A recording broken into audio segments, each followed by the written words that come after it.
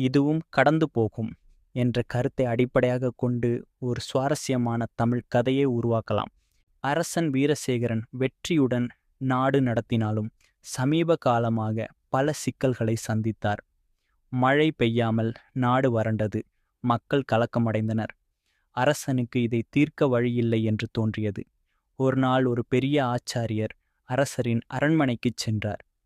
அவர் ஒரு வளையலை ராஜாவிடம் கொடுத்து, இதில் எழுதியதை மறக்காமல் பாருங்கள் என்றார். அரசன் அதை பார்த்தார். அதில் இதுவும் கடந்து போகும் என்று எழுதப்பட்டிருந்தது.